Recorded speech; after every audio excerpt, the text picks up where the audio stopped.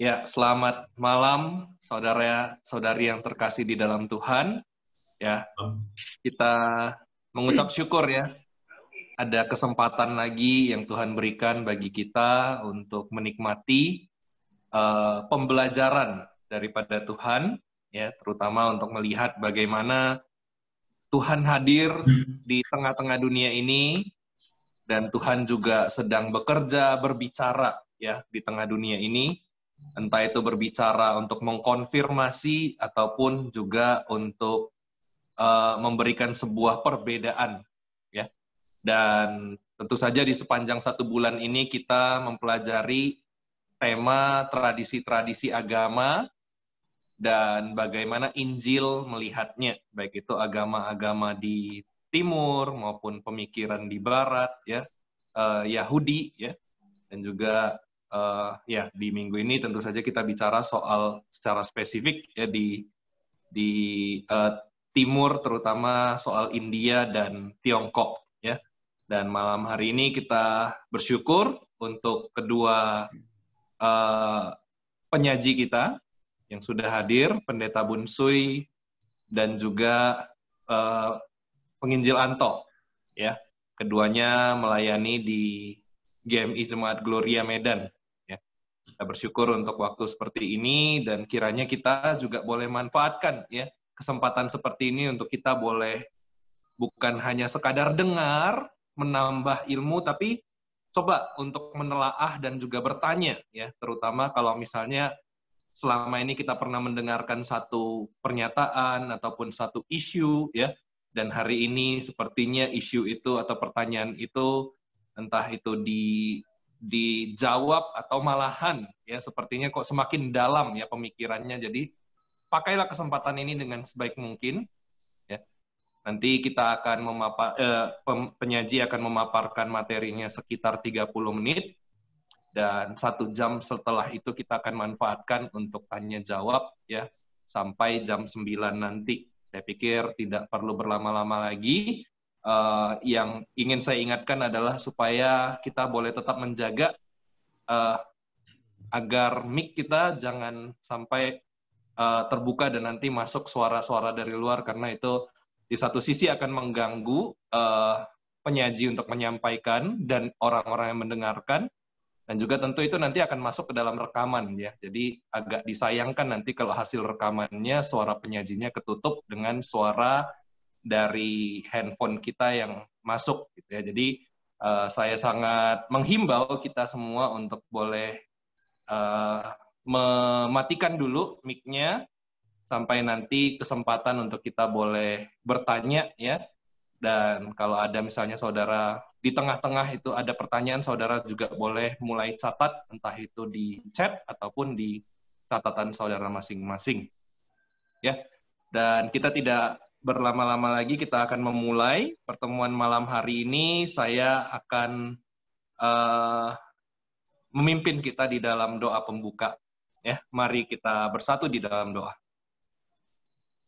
Ya Tuhan, kami mengucap syukur malam yang indah, malam yang baik yang Tuhan anugerahkan bagi kami untuk kami boleh sekali lagi belajar lebih dalam tentang Injil Tuhan, tentang karya Tuhan, dan bagaimana Injil ini juga memandang keadaan dunia ini.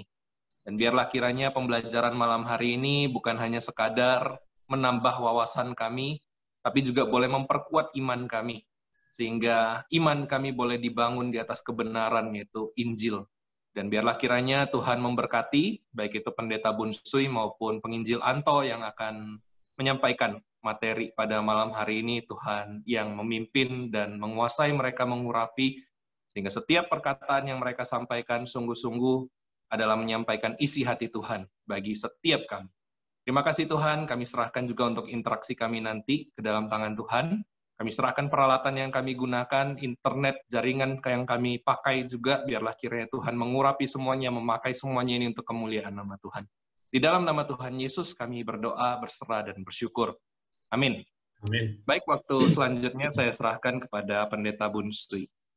Baik, Eka Chantal, terima kasih. Salam Bapak Ibu semuanya, teman-teman. Kita sangat bersyukur kepada Tuhan malam ini kita bisa bertemu kembali. Tema kita pada malam ini yaitu tradisi agama-agama Timur, khususnya India dan Tiongkok. Dan kemudian nanti kita perhadapkan dengan Injil sebagai kita orang Kristen. Nah, tujuan kita adalah bukan untuk membanding-bandingkan, tapi kita mau belajar bersama bahwa apa yang diajarkan di agama-agama tersebut, kemudian kita lihat apa yang diajarkan di dalam kitab suci kita agama Kristen, dan kemudian kita melihat apa persamaan yang baik. Nah di situ nanti kita akan mencerna sehingga kita dapat melihat bahwa sebetulnya ada keterkaitan satu dengan yang lain.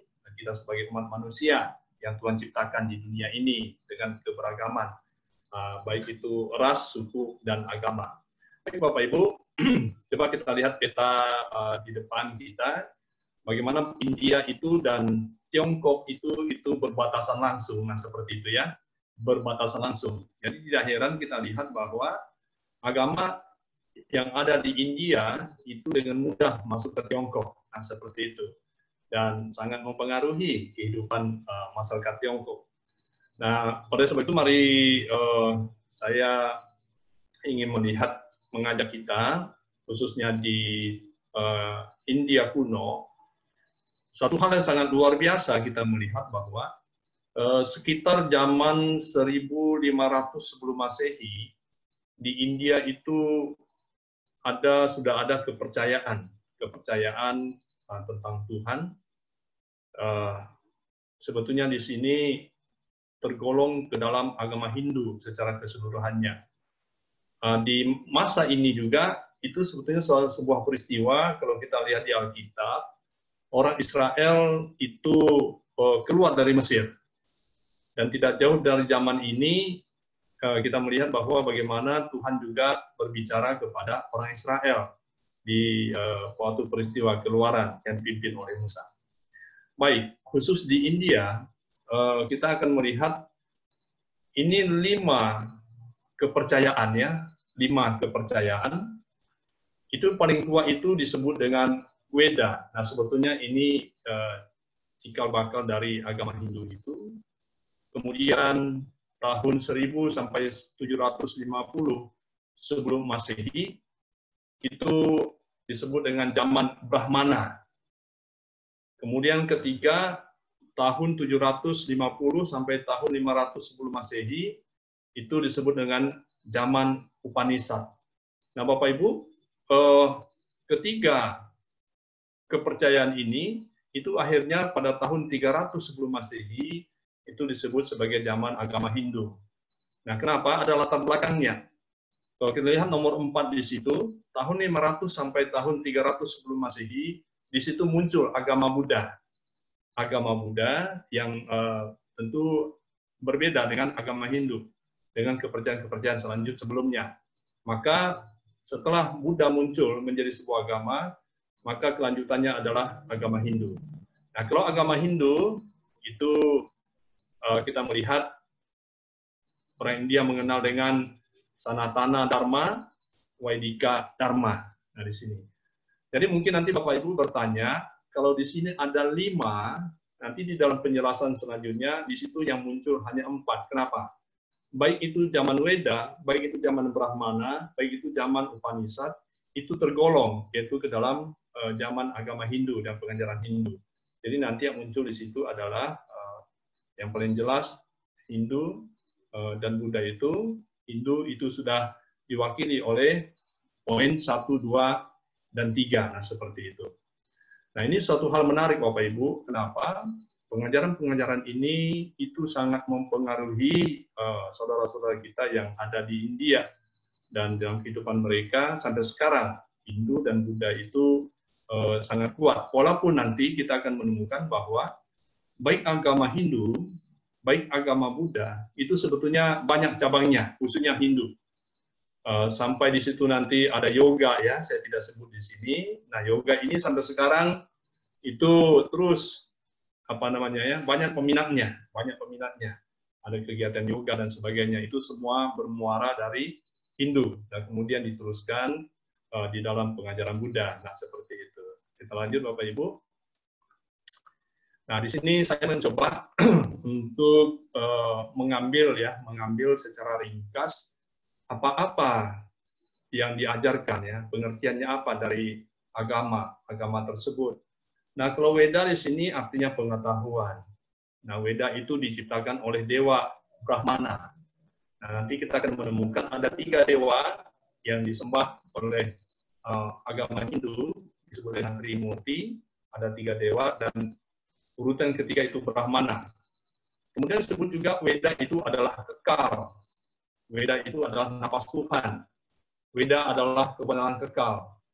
Diwahyukan pada para pendeta dalam bentuk mantra-mantra. Nah, kita melihat memang di dalam acara-acara agama Hindu sangat syarat dengan mantra-mantra, membacakan mantra seperti itu. Apa yang diajarkan? Dikatakan di sini ada 2 golongan zat hidup di mana kedudukannya lebih tinggi daripada manusia. Ya, manusia, kemudian ada 2 zat hidup yang lebih tinggi, yaitu apa? Para dewa. Dewa di sini dewa yang ramah pada manusia dan menerima pujaan manusia, dan roh jahat yang memusuhi manusia. Maka roh jahat harus dilawan dengan pertolongan dewata atau upacara keagamaan. Nah, inilah secara ringkas yang diajarkan di dalam agama Weda pada saat itu. Yang kedua, Bapak Ibu, kita melihat bahwa agama Brahmana. Nah, fokus ajarannya adalah tentang korban ya. Apa itu korban? Itu menjadi alat untuk mempengaruhi para dewa agar mau menolong manusia. Tadi saya sudah sebutkan bahwa dewa Trimurti yang mereka yakini, percayai Siwa sebagai dewa tertinggi, Wisnu dan Brahmana. Nah, seperti itu. Nah, kita melihat juga pada zaman Brahmana ini muncullah kasta-kasta di India itu sampai sekarang ya. Kasta Brahmana itu yang tertinggi. Yang kedua kasta Ksatria itu yang memerintah. Kasta Waisya itu para pekerja. Kasta Sudra ini rakyat jelata, hamba-hamba. Nah, kita melihat itu Mother Teresa, Ibu Teresa itu beliau sangat dekat untuk melayani orang-orang khususnya di kasta Sudra, ya mereka-mereka yang menderita, yang sangat kekurangan di India, dan luar biasa pekerjaannya ya, kasihnya luar biasa. Kemudian kita juga maju lagi, yang ketiga itu agama Upanishad. Nah, Upanishad ini disusun oleh para pertapa. Jadi pada masa tertentu itu orang-orang harus bertapa di dalam hutan, disebut dengan aranya, sehingga pada saat itulah mereka menyusun ajaran-ajaran dari Upanishad ini. Ajarannya itu begini, dikatakan bahwa segala sesuatu dapat dikembalikan kepada satu asas, yaitu Brahman. Apa itu Brahman? Itu asas alam semesta. Dan Atman. Apa itu Atman? Itu asas manusia. Disimpulkan bahwa hanya Brahman dan Atman yang memiliki kenyataan. Tetapi pada akhirnya Brahman adalah Atman. Jadi artinya alam semesta ini pada akhirnya bisa dilihat itu adalah dalam asas manusia. Ya, alam semesta ini yang bisa dilihat yang sangat nyata yaitu adalah manusia. Nah, ini yang didapatkan oleh para pertapa-pertapa di dalam hutan pada saat itu. Jadi secara singkatnya kita akan menyimpulkan seperti ini dari pengajaran-pengajaran mereka, yaitu tentang karma, samsara, dan bagaimana mendapatkan kelepasan. Apa itu karma? Karma artinya perbuatan. Tetapi kita lihat bahwa dalam praktiknya karma itu berarti korban. Selalu kita melihat, wah, kena karma kamu ya, itulah karmamu. Nah, kira-kira begitu. Kalau ada sesuatu yang nggak bagus dialami oleh seseorang. Dan sebetulnya arti dasarnya itu adalah perbuatan. Jadi dengan perbuatan baik kita terima yang baik, yang nggak baik kita terima nggak baik. Yang kedua kita lihat bahwa orang akan mengalami yang baik karena perbuatan baik, jahat karena perbuatan jahatnya, seperti saya katakan tadi. Segala sesuatu ditaklukkan oleh karma, baik dewa maupun manusia dan binatang serta tumbuhan. Hidup kita sekarang dipengaruhi oleh perbuatan kita pada zaman kehidupan yang mendahului kita, hidup ini, dan akan mempengaruhi hidup yang akan datang. Jadi yang dulu mempengaruhi sekarang, kemudian akan datang dipengaruhi oleh kita sekarang. Ajaran tentang karma mengakibatkan adanya ajaran tentang samsara hidup. Apa itu? Perputaran kelahiran. Lahir, hidup, mati. Demikian seterusnya. Tiada putus-putusnya. Kemudian siapa yang ingin mendapatkan kelepasan, yang harus dapat menghapuskan segala keinginannya. Jadi Bapak Ibu, inilah kesimpulan yang kita lihat di dalam pengajaran tersebut. Kita sekarang masuk ke dalam agama Buddha. Nah, di sini dalam agama Buddha, saya hanya menyimpulkan beberapa pengajaran yang kita dapatkan di dalam agama Buddha, ya, khususnya ajaran tentang kelepasan, yaitu nirwana. Apa itu nirwana? Nirwana berarti pemadaman atau pendinginan. Apa yang dipadamkan tidak ada lagi, yaitu apinya. Apa yang menjadi dingin bukan musnah, melainkan hilang panasnya, tetap ada itu. Yang dipadamkan adalah keinginan, apa itu api nafsu, kebencian, dan sebagainya, itu ditiadakan. Orangnya tetap ada. Nah, di dalam pengajaran Buddha, seluruh dunia ini dipandang sebagai yang terbakar oleh api nafsu, yaitu raga, api kejahatan, dosa, api hayalan, api kelahiran, umur tua, mati, sakit, keluhan, penderitaan, kesusahan, dan keputusasaan. Api nafsu dan sebagainya harus dipadamkan. Pemadaman inilah yang disebut dengan nirwana. Segala yang terjadi berhenti, proses yang terus-menerus itulah yang berhenti. Yang terakhir dikatakan bahwa orang masuk ke dalam nirwana bukan dilarutkan ke dalam jiwa yang maha agung, melainkan mendapat ketenangan sebagai lautan yang tanpa obat. Jadi di sini kita dapat memahami bahwa nirwana itu adalah suatu keadaan di mana seseorang tidak lagi memiliki hawa nafsu. Nah, seperti itu. Jadi itu sangat jauh berbeda dengan pengajaran Kristen tentang surga. Surga itu adalah sebuah tempat atau suatu tempat yang disediakan oleh Tuhan bagi orang percaya kepadanya. Nah, kalau nirwana itu suatu keadaan di mana? Di dunia ini. Kapan? Sekarang. Nah, seperti itu. Bapak Ibu, kita masuk ke agama Buddha yang di Tiongkok, ya. Kita sekarang akan dipimpin oleh Anto Chantau. Saya persilakan Chantau. Ya, terima kasih Pak Subun Sui. Sejak kapan agama Buddha itu datang dari India gitu ya. Lalu dia masuk ke Tiongkok, Cina. Seperti yang Pak Subun tadi katakan, itu perbatasan saja, lengket gitu ya. Jadi mudah dari India ke Tiongkok. Nah, kapan pastinya agama Buddha masuk ke Tiongkok ini nggak ada yang bisa memastikan sampai sekarang saat ini. Ya, banyak jawaban yang berbeda-beda. Ada yang bilang 217, ada yang berkata juga sebelum itu, gitu ya. Jadi yang pastinya nggak tahu, tapi yang pastinya adalah dia pasti ada di dinasti Qin antara 221 sampai 206 sebelum Masehi, ya mungkin ya itulah tahunnya itu hanya mungkin. Nah pastinya kita nggak tahu, tapi yang pastinya adalah agama Buddha itu pasti bukan agama kepercayaan orang Tiongkok. Ya saya garis bawahi ya. Yang pastinya adalah agama Buddha itu sendiri bukanlah agama kepercayaan orang Tiongkok itu sendiri.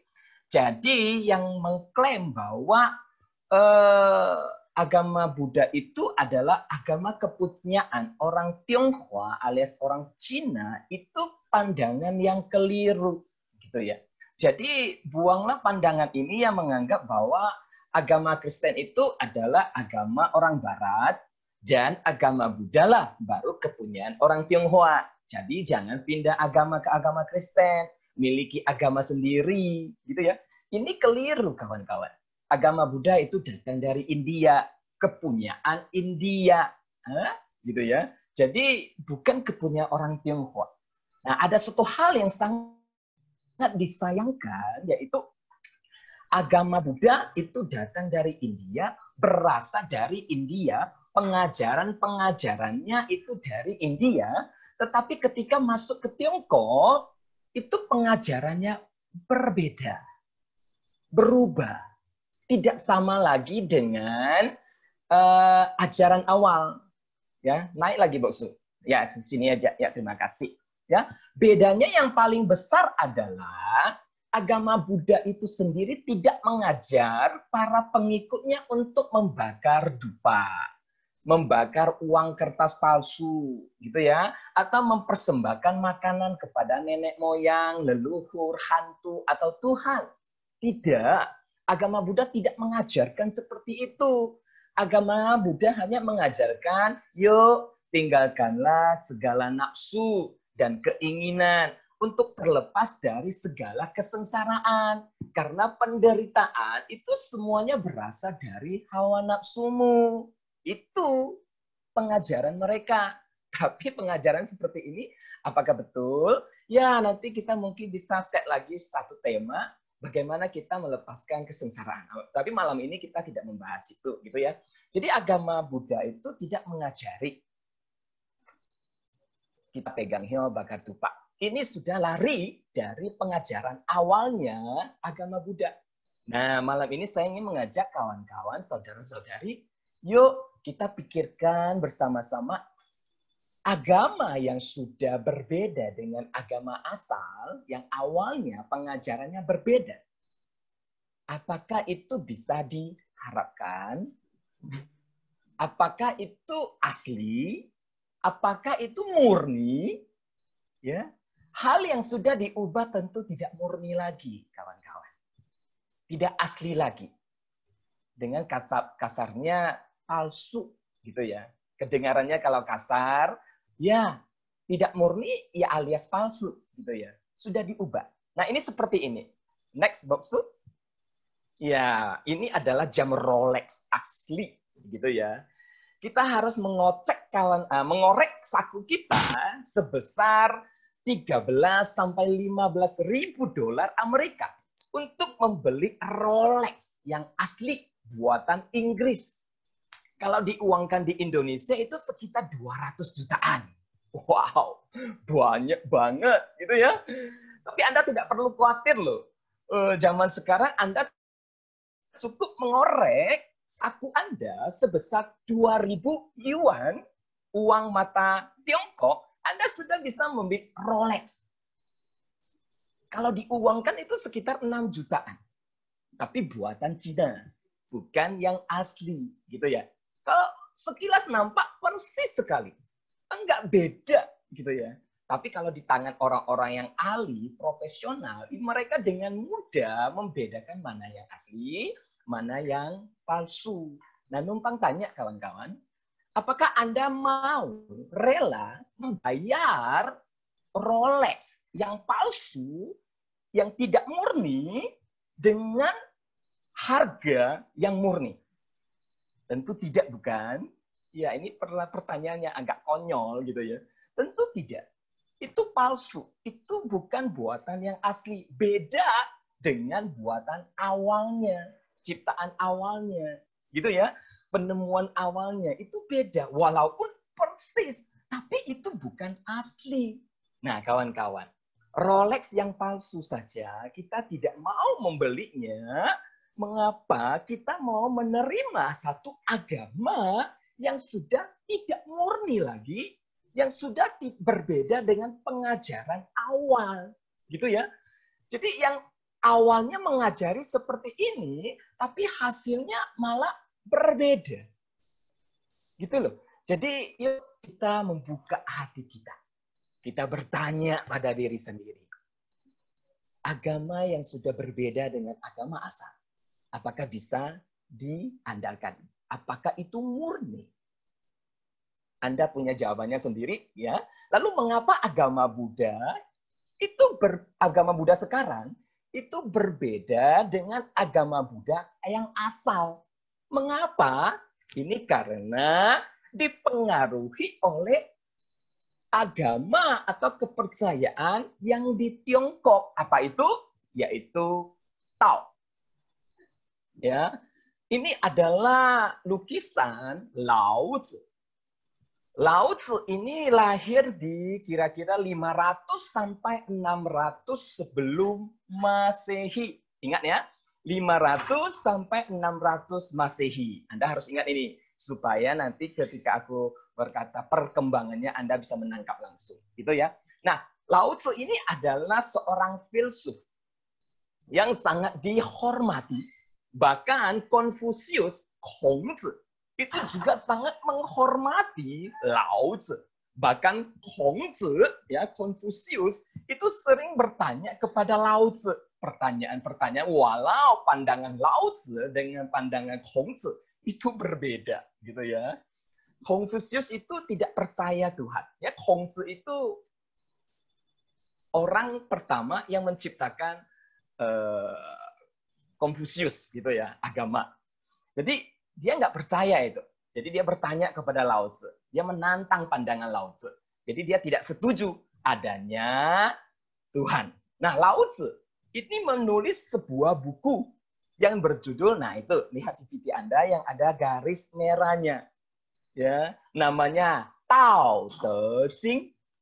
Tao adalah jalan, Te adalah kebajikan. Lao Tzu percaya Tao adalah sumber segala sesuatu. Tao adalah ini dunia dan segala isinya berasal dari Tao. Gitu ya. Jadi dia percaya adanya Tuhan. Nah, kalau kita membuka Alkitab kita di Injil Yohanes, yuk kita buka sama-sama boleh? Ya, di Yohanes 1 ayat 1. Di Yohanes 1 ayat 1 kita dapat menemukan hal yang sangat menarik, ya. Yang sama persis dengan apa yang dipercayai oleh Lao Tzu. Ya, di sana dikatakan bahwa Tai Chu You Dao, Dao Yu Shen Tong Zai. Dao jiushi Shen, artinya adalah pada mulanya adalah firman. Firman itu bersama dengan Tuhan Allah, dan firman itu adalah Allah. Ya, Dao Tai Chu You Dao. Lao Tzu berkata bahwa segala isinya itu datangnya dari Tao. Wow, ini menarik sekali terjemahan Mandarin ini, gitu ya. Jadi Lao Tzu juga bilang Tao, Alkitab juga bilang Tao. Tapi pertanyaannya muncul, apakah Tao-nya Lao Tzu dengan Tao-nya Alkitab, apakah itu sama? Mungkin tidak. Mungkin berbeda, gitu ya. Tapi mungkin iya juga sama, gitu loh. Karena kita tahu Tuhan meletakkan satu konsep kepada kita. Adanya Tuhan di dalam hidup kita. Nah, kitab Tao Te Ching, Lao Tzu ini menulis kitab Tao Te Ching itu sebanyak 5.000 kata. Ya, 5.000 kata. Ya, 5.000 kata. Yang disebut dengan ini, Lao Tzu 5,000 言, artinya 5.000 kata dari Lao Tzu. Nah, kitab inilah yang kemudian dipegang oleh pengikut. Sorry, siapa yang ngomong? Tolong Anda matikan mic Anda, ya. Terima kasih. Nah, kitab inilah yang akan dipegang oleh pengikut-pengikut agama Tao di kemudian hari. Tapi sesungguhnya, ya garis bawahi ya, tapi sesungguhnya Lao Tzu tidak pernah menciptakan atau mendirikan agama. Ya, tidak ya. Tidak mendirikan sebuah agama atau kepercayaan, tidak. Agama Tao itu didirikan oleh siapa? Yaitu oleh Zhang Daolin, ya, Zhang Daolin jauh setelah Lao Tzu meninggal, yaitu di dinasti Han sekitar tahun 34 sampai 156 Masehi. Ingat ya tadi ya, 600 sampai 500 sebelum Masehi itu di Lao Tzu-nya. Tapi kemudian dikembangkan setelah 600 tahun yang akan datang. Yang mendatang baru dikembangkan oleh Zhang Daolin, ya.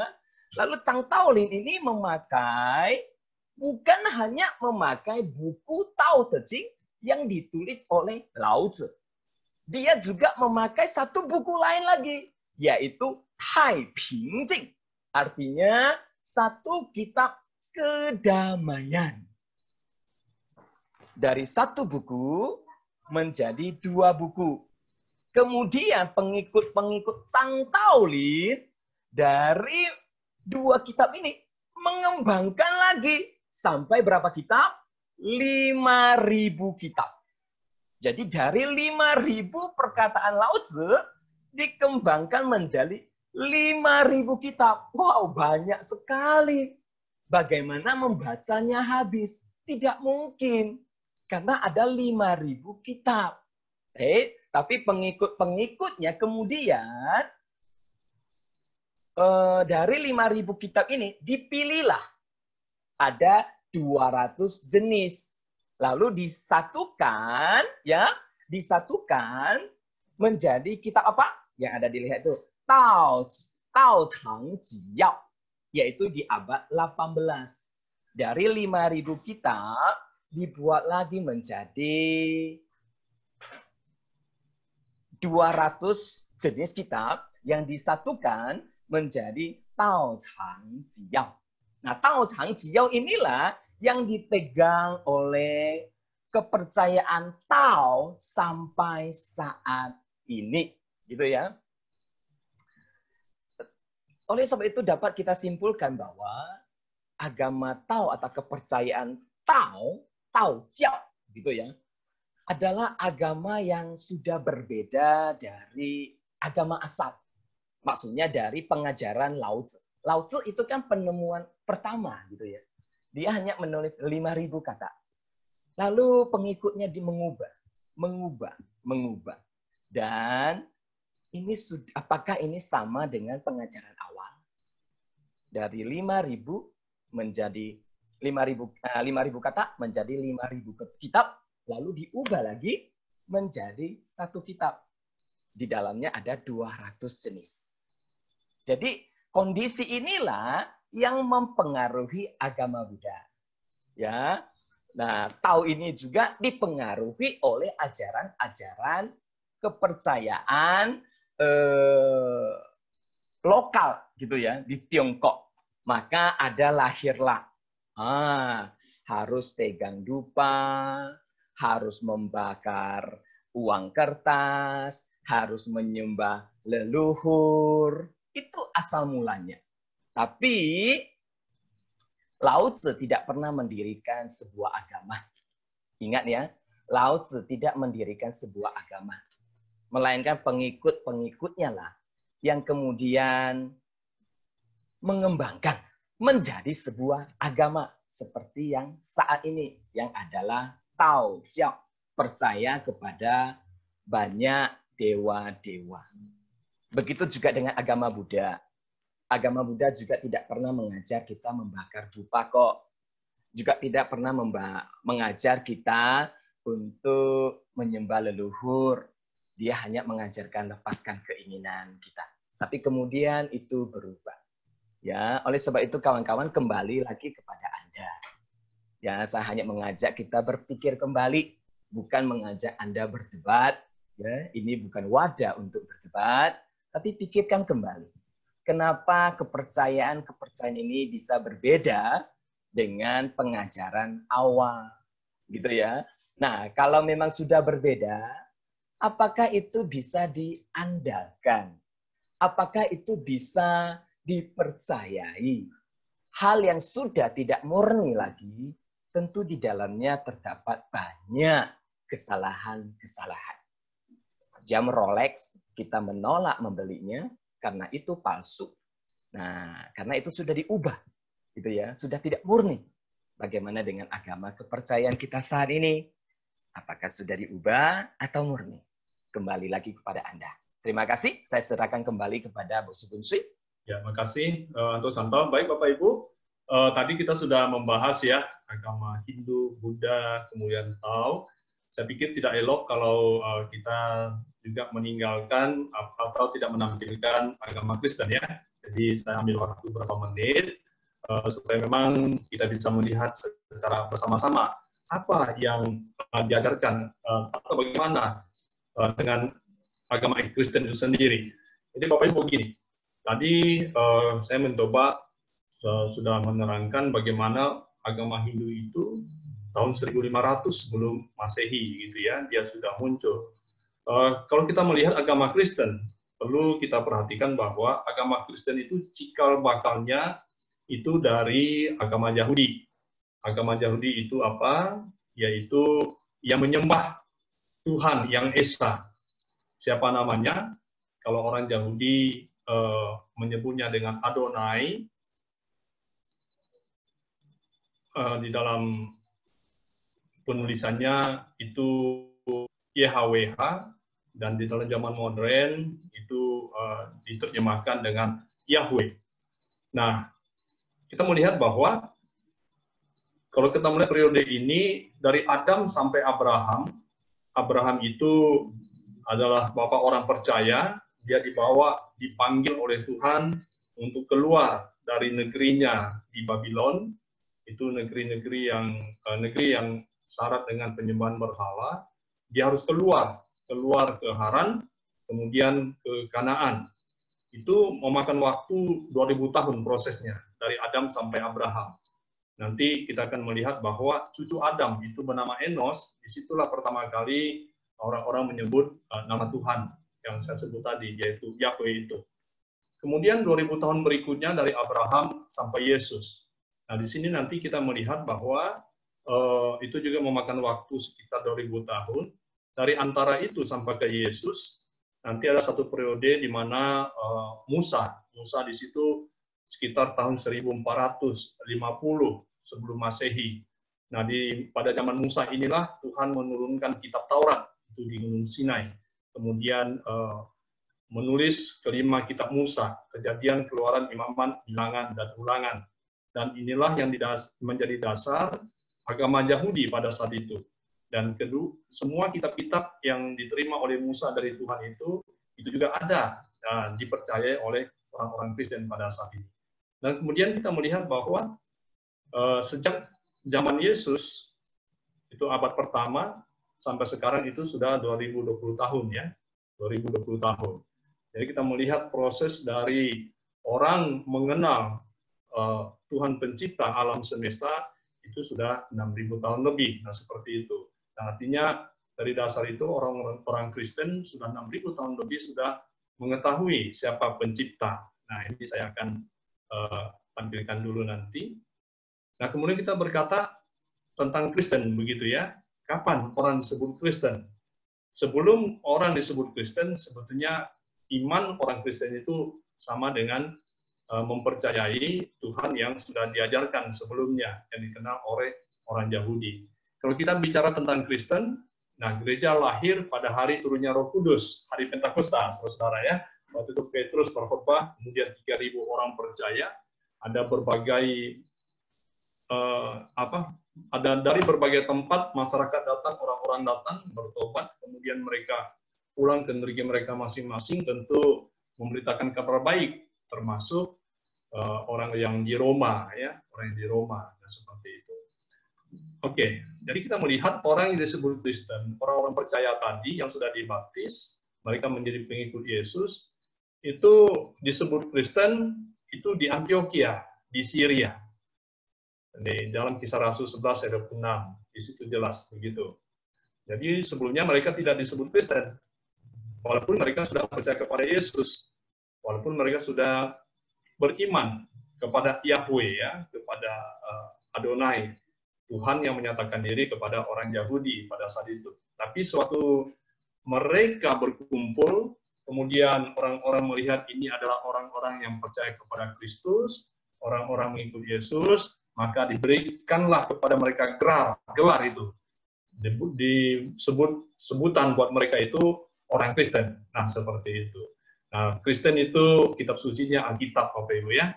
Nah, kitab suci Alkitab. Nah, kita lihat Alkitab ini 66 buku di situ, ditulis oleh para nabi-nabi yang diwahyukan oleh Tuhan untuk menulis. Dan ajarnya Alkitab ini sudah begitu tua, sudah begitu lama, tapi sampai sekarang isinya tidak pernah berubah. Walaupun ditulis dari diterjemahkan ke berbagai bahasa di seluruh dunia, tapi isinya tetap sama. Nah, seperti itu. Nah, Bapak Ibu, saya ingin mencoba merunut dulu supaya Bapak Ibu, teman-teman bisa mengerti ya. Jadi kita tarik dari zaman sekarang ya, dari tahun 2020, kita masuk kepada zaman yang sangat tua, yaitu cucunya Adam, Enos. Kalau kita membaca Kejadian 4 ayat 26, di situ pada zaman Enos inilah orang sudah memanggil nama Yahweh. Yahweh itu siapa? YHWH itu nama dari Tuhan, pencipta semesta. Jadi sang pencipta langit dan bumi serta segala isinya termasuk manusia, itu namanya oleh orang Yahudi yang menyatakan diri kepada orang Yahudi, yaitu disebut YHWH atau Yahweh. Mereka hanya tidak mau menyebut nama itu karena terlampau kudus menurut mereka, sehingga mereka menyebutnya dengan Adonai. Nah, kita lihat itu dalam Kejadian pasal 2 ayat 4, Bapak Ibu. Kemudian kita lebih maju lagi. Nah, di sini kita melihat bahwa Abraham, kemudian diganti namanya menjadi Abraham, itu generasi ke-10 dari Adam. Kalau Enos tadi generasi ke-3, ini generasi ke-10, jadi dipanggil oleh Tuhan untuk keluar dari Haran, pindah ke Kanaan. Nah, Tuhan yang mana memanggil itu, yang namanya YHWH itu, Yahweh itu. Jadi Tuhan sendiri yang berbicara kepada Abraham. Dan akhirnya nanti Abraham itu disebut dengan Bapa orang beriman. Kemudian kita melihat lanjut lagi ke generasinya, sebetulnya Abraham memperanakan Ishak, Ishak memperanakan Yakub. Yakub pada waktu dia ingin kembali bertemu dengan abangnya di seberang sungai Yabok, di situ dia bergumul dengan malaikat Tuhan. Dia bisa meminta berkat dari malaikat itu. Akhirnya malaikat tepuk pangkal pahanya, dia terpelecok, dan malaikat Tuhan itu mengganti namanya bukan lagi Yakub tetapi Israel. Nah, seperti itu. Jadi Israel itu cucu dari Abraham ya. Nah, dari situlah sampai sekarang itu menjadi nama Israel. Itu kita bisa baca dalam Kejadian 32 ayat 28. Nah, kita maju lagi. Nah, kita perhatikan di dalam Keluaran pasal 3 ayat 15. Nah, peristiwa ini hampir berdekatan dengan peristiwa munculnya agama Weda yang di India tadi. Itu sekitar tahun 1450 sebelum Masehi.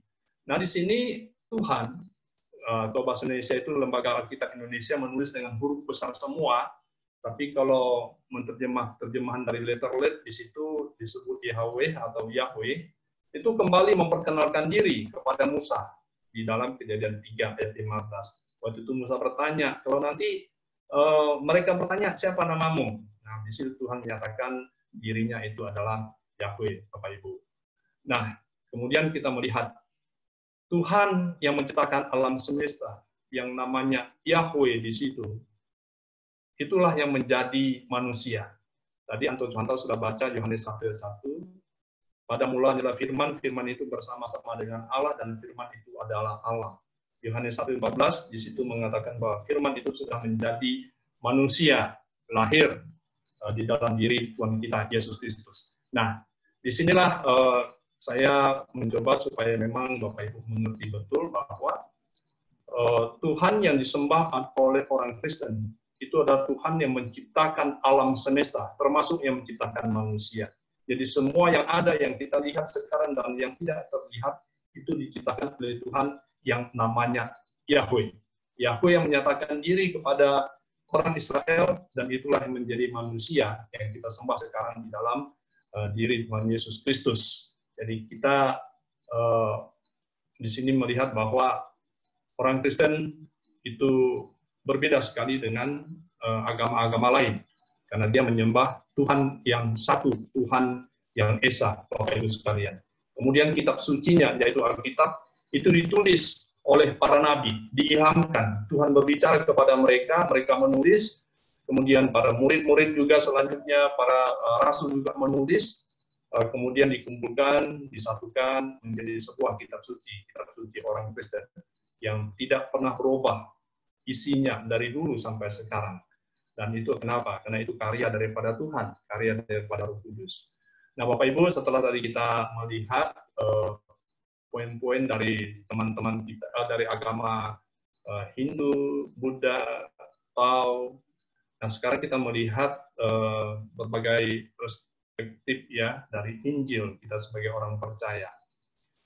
Nah, Efesus 2 ayat 8 berkata, sebab karena kasih karunia kamu diselamatkan oleh iman, itu bukan hasil usahamu, tapi pemberian Allah. Nah, di sini Alkitab mengatakan, firman Tuhan mengatakan bahwa keselamatan itu diawali dengan iman, dan keselamatan itu bukan hasil usaha kita, tetapi pemberian daripada Tuhan. Nah, seperti Tuhan yang mana? Tuhan Yesus Kristus, yang dulunya dikenal dengan Yahweh, nah, seperti itu. Nah, kemudian kita lihat Titus pasal 2, pasal 3 ayat yang ke-5, berkata, pada waktu itu dia telah menyelamatkan kita, bukan karena perbuatan baik yang telah kita lakukan, tetapi karena rahmat-Nya oleh permandian kelahiran kembali, dan oleh pembaharuan yang dikerjakan oleh Roh Kudus. Jadi orang Kristen tidak ada lahir kedua kali, tetapi ada kelahiran kembali, maksudnya pertobatan.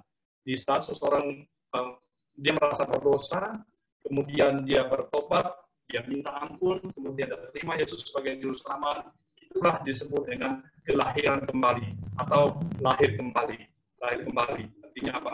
Yang meninggalkan dosanya, dia sekarang hidup dengan pimpinan Roh Kudus dan pimpinan Tuhan, dia tidak sama lagi dengan yang lalu. Yang lalu yaitu seorang yang tidak baik dan tidak benar, sekarang oleh karena anugerah Tuhan, dosa-dosanya diampuni, dia sudah mengalami lahir baru, Bapak Ibu sekalian. Kemudian kita melihat di dalam Galatia 5 ayat 24 dikatakan apa? Barang siapa menjadi milik Kristus, ia telah menyalibkan daging dengan segala hawa nafsu dan keinginannya. Jadi di sini hawa nafsu itu tidak bisa dilepaskan oleh siapa saja. Setiap orang tidak bisa melepaskan hawa nafsunya dengan kekuatan, dengan keinginannya. Sebagai contoh, kalau seseorang mau itu dan ini, ya kita lihat handphone aja, kita mereka, wah saya tertarik mau beli handphone ini, ya saya belum cukup uang, saya punya keinginan, kemudian saya nabung. Nah seperti itu aja bisa beli handphone. Jadi kita melihat di sini itu keinginan yang positif, keinginan yang baik, nah seperti itu. Jadi kita melihat di sini semua yang namanya hawa nafsu dan keinginannya itu tidak bisa dilepas oleh usaha manusia, tetapi dikatakan disalibkan dari kedagingannya itu, keinginannya itu disalibkan. Disalibnya artinya apa? Dimatikan. Dimatikan. Oleh siapa? Oleh Tuhan Yesus Kristus. Jadi semua keinginan daging kita itu kita tidak bisa mematikan dengan kekuatan sendiri, tapi dengan kekuatan Tuhan, Bapak Ibu. Kemudian kita melihat lagi 2 Korintus 5 ayat 1. Karena kami tahu bahwa jika kemah tempat kediaman kita di bumi dibongkar, Allah telah menyediakan suatu tempat kediaman di surga bagi kita. Suatu tempat kediaman yang kekal, yang tidak dibuat oleh tangan manusia. Nah, tadi di depan saya mengatakan bahwa di dalam pengajaran Kristen, di dalam iman Kristen, surga itu suatu tempat yang betul-betul ada, itu disediakan oleh Tuhan. Jadi bukan suatu keadaan. Nah, seperti itu.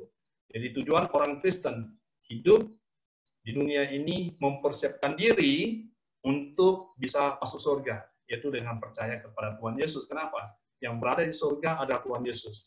Yang turun dari surga adalah Tuhan Yesus. Jadi yang mengerti surga adalah Yesus sendiri. Kenapa? Dia yang dari surga turun ke dunia, kemudian dia kembali ke surga, menyediakan tempat pada setiap orang yang percaya kepada Dia. Nah, seperti itu. Nah, yang terakhir, Bapak Ibu ya, ini Yohanes 14 ayat 6. Kata Yesus kepadanya, akulah jalan dan kebenaran dan hidup.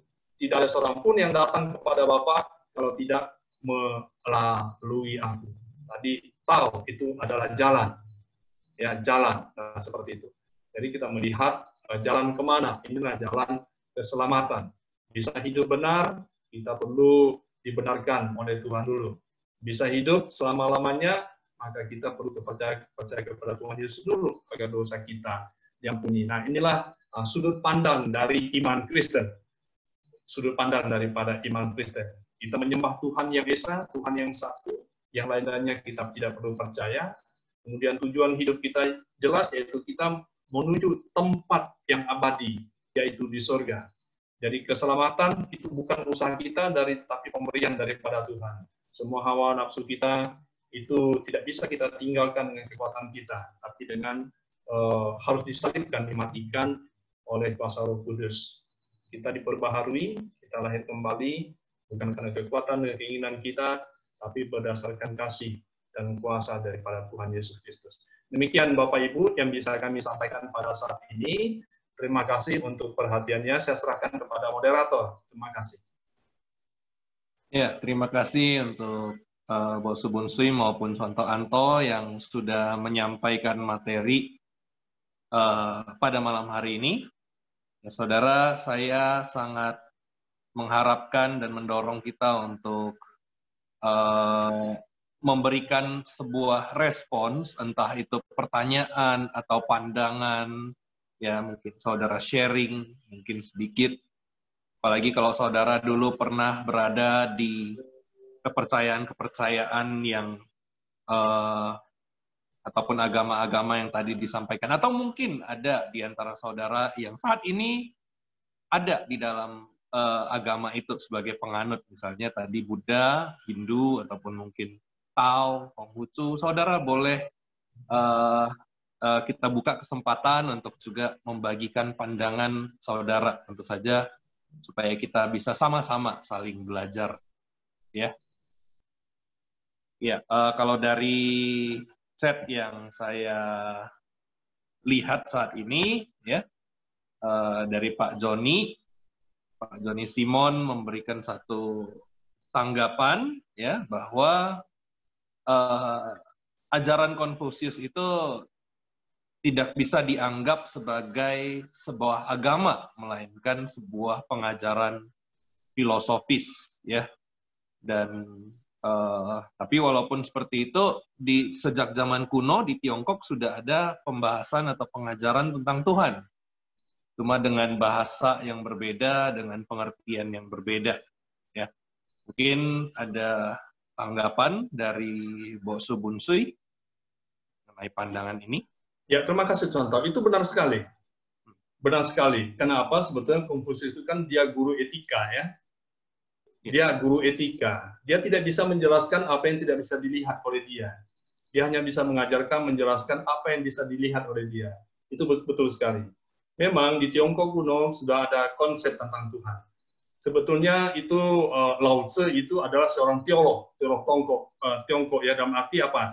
Dia mencoba untuk memahami, untuk mengetahui tentang Tuhan. Nah, seperti itu. Jadi pengajaran Tao itu sebetulnya konsep tentang Tuhan itu begitu dekat dengan apa yang dikatakan di dalam Alkitab. Cuma dia tidak tahu jelas siapa yang dimaksud dengan Tao itu saja. Tapi pemikiran itu ada.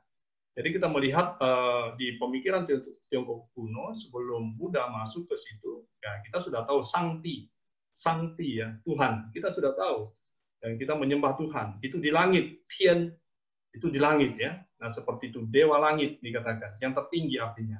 Itu betul sekali.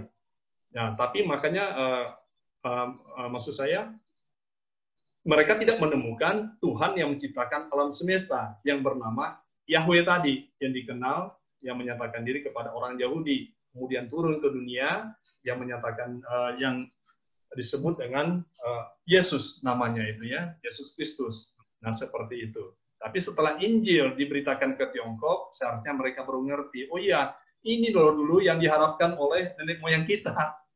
Yang dikatakan oleh Lao Tzu itu, ini sebetulnya, ini tahu itu. Nah, seperti itu. Ya, terima kasih. Ya, maka Contoh Anto mau menambahkan untuk tanggapan ini. Ya, kalau tidak salah, Contoh Simon, ya, dia sudah pernah memaparkan kepercayaan Tiongkok kuno. Jadi malam ini saya tidak terfokus kepada Tiongkok kuno, makanya saya tidak memaparkan seperti itu. Nah, kalau kita pergi ke Tiongkok, di Beijing, di sana ada namanya Tiantan. Ya, Tiantan itu mereka sembah apa? Mereka mempersembahkan kurban. Itu kepercayaan orang Tiongkok kuno. Apakah mereka percaya Tuhan? Oh iya, ya percaya. Jadi di sana ada satu papan atau batu yang terukir sebuah nama, artinya Shangti. Ya, Shangti adalah Tuhan. Jadi orang Tiongkok awalnya, kepercayaan orang Tiongkok yang betul-betul, yang awalnya ya, yang kepunyaan orang Tiongkok itu apa? Shangti. Jadi bukan Buddha kepunyaan orang Tiongkok. Buddha itu kepunyaan orang India, gitu ya. Itu bukan kepunyaan orang Tiongkok. Makanya tadi aku berkata, kalau kita mengklaim agama Buddha kepunyaan orang Tenglang, itu keliru, gitu loh. Kepercayaan orang Tiongkok itu apa? Shangti. Ya, terima kasih. Itu saja. Kalau untuk lebih jelas, mungkin boleh dilihat di YouTube, ya, yang dibawa oleh Simon Contoh. Itu sangat jelas di sana. Terima kasih. Ya, terima kasih untuk tambahan dari contoh Anto. Nah, di sini ada juga pertanyaan ya dari Pak Akhai gitu ya. Tadi dipaparkan bahwa dari Adam sampai sekarang itu kalau dihitung-hitung sekitar 6.000 ya, sekitar 6.000 atau kalau boleh lebih detail mungkin 6.020 gitu walaupun bukan seperti itu perhitungannya ya. Nah, apakah itu berarti bahwa bumi kita sekarang ini cuma berumur 6.000 tahun saja? Nah, sebenarnya ini pertanyaan yang tidak secara langsung ditujukan untuk tema hari ini gitu ya. Tapi mungkin boleh ditanggapi secara singkat. Apakah Bunsui? Iya, terima kasih Pak Akhai. Ini pertanyaan yang sering ditanyakan ya. Ditanyakan orang, khususnya orang ingin memperhadapkannya itu dengan kisah penciptaan itu. Jadi bukan pakai satu-satu penanya. Itulah sebabnya banyak orang selalu ingin meneliti, ingin mengukur umur dunia ini dengan teknologi. Ya, mereka dengan mengukur karbon dan seperti itu. Dan jawaban mereka bukan ribuan tahun, sudah berjuta-juta tahun dunia ini seperti itu ya. Saya melihat seperti ini. Yang diukur itu kan umur dari disebutkan umur dari Adam. Jadi mereka memiliki silsilah yang begitu jelas. Tuhan mengilhamkan pencatatan-pencatatan yang sangat luar biasa. Dan akhirnya mereka menghitung-hitung Adam umurnya sekian dan selanjutnya maka dihitunglah umurnya sekian. Nah, sekian masanya. Jadi di sini tidak mengatakan umur dunia ini itu 6.000 tahun. Tapi yang disebutkan adalah jangka waktu dari Adam sampai sekarang. Nah, demikian. Saya pikir kalau ilmuwan juga meneliti, nggak salah, itu memperlengkapi, begitu ya. Tapi sampai sekarang tidak ada sebuah kepastian yang jelas. Tidak ada budaya-budaya yang sangat jelas yang mengatakan lebih di atas dari Adam dan Hawa. Nah, seperti itu. Terima kasih, Santa. Silakan ada yang nambah? Ya, mungkin saya nambahkan sedikit ya. Ya. Ya, ini pertanyaan tentang bumi ya. Bumi berapa tahun? Alkitab nggak mencatat, gitu ya. Alkitab mencatat adalah budaya, yaitu tentang manusia. Nah, berapa lama budaya itu? Saya hitung-hitung ya seperti yang Boksu tadi, 6.000 mungkin tidak lewat 10.000, gitu ya. Karena ketika orang Adam dan Hawa melahirkan anaknya, itu Alkitab tercatat itu sudah banyak orang di seluruh dunia, gitu ya, sudah terpisah di mana-mana, gitu. Nah, mungkin nggak lewat sampai 10.000. Mengapa? Kalau kita lihat budaya, gitu ya. Kalau dunia ini hitunglah, oke, sudah 1 juta. Juga budaya berarti itu 1 juta. Saya kurang setuju. Kenapa? Karena budaya membuktikan keberadaan manusia. Kita lihat piramida, ya. Piramid itu bangunannya megah, spektakuler, gitu ya, hebat sekali. Itu di tengah-tengah batu itu kalau tidak salah, itu sekitar ada 300 ribuan ton batunya. Di mana ukurnya? Ya pun nggak tahu, nggak ada yang ukur, gitu ya. Tapi itu para ahli mengukurnya. Kira-kira ada 300.000 ton yang di tengah batu itu yang menopang satu Mesir itu, satu piramid itu. Kalau kita bayangkan untuk zaman sekarang, Dengan teknologi yang zaman dulu, kalau kita melihat-lihat, kita pikir-pikir, kita nggak nyangka bahwa orang bisa membangun piramid. Betul ya? Setuju ya? Setuju. Piramid itu berapa tahun sih? Ribuan tahun ya? Ribuan tahun. Ribuan tahun yang lalu, orang sudah sangat pintar meninggalkan budaya begitu hebat sekali. Karena orang itu pintar, bijak. Gitu ya. Itu ciptaan Tuhan yang sangat hebat. Jadi manusia itu hebat. 3.000 tahun yang lalu bisa menciptakan, membangun satu piramid. Nah, itu peninggalan kuno. Kalau dunia ini atau budaya sudah memiliki 1 juta atau 2 juta atau 1 miliar tahun, di mana peninggalan budaya yang juta-jutaan tahun itu. Kalau manusia itu pintar. Sampai di sini mengerti? Mengerti ya? Jadi saya tidak setuju kalau budaya itu sudah ada ribuan atau sudah ada jutaan tahun, ya tidak. Saya tidak setuju. Kalau memang ada, di mana peninggalan itu yang bernilai, ya itu 3.000 tahun, 4.000 tahun lalu ada piramid. Nah, yang di atas itu mana peninggalannya? Kalau memang manusia pintar. 3.000 tahun, 4.000 mendatang, ada apa? Ada sekarang kita bangunan yang sangat megah sekali. Ya, di Jakarta banyak, apalagi di Amerika Serikat lebih banyak lagi. Itu ribuan tahun yang lalu. Perkembangannya begitu cepat sekali. Kita ada handphone, kita ada pesawat terbang. Cukup ribuan tahun dari hitung piramid sampai sekarang. Ribuan tahun bukan? Jadi perkembangan budaya itu sangat pesat. Nah, kalau dunia ini sudah ada juta-jutaan tahun dan budaya manusia sudah ada juta-jutaan tahun, di mana peninggalan yang juta-jutaan tahun itu. Padahal 3.000, 4.000, 5.000 tahun yang lalu itu sudah ada bangunan-bangunan yang sangat megah sekali. Ya, terima kasih. Mungkin itu saja. Ya, terima kasih ya. Dan di sini Pak Joni menanggapi pertanyaan tadi ya, saya kira katanya ya Pak Joni, saya kira sebagai hakikat manusia memang dari genetiknya cenderung punya keinginan mencari Tuhan. Oh, ini lebih kepada tanggapan yang sebelumnya gitu ya, bahwa manusia itu punya kecenderungan di dalam hati untuk mencari Tuhan. Saya pikir ya Alkitab juga berbicara seperti itu ya, karena Tuhanlah yang menempatkan kekekalan itu di dalam hati manusia. Tapi manusia ini nggak bisa menyelami apa yang Tuhan sedang jalankan atau Tuhan rencanakan. Ya. Terima kasih untuk Pak Joni tanggapannya. Saudara, saya tetap membuka pertanyaan ya, ataupun saudara kalau ingin sharing. Contoh Eka, saya minta tanggapan sedikit ya. Oh iya. Untuk yang yang Joni tadi ya. Tadi kan katanya manusia cenderung mencari Tuhan kan. Iya.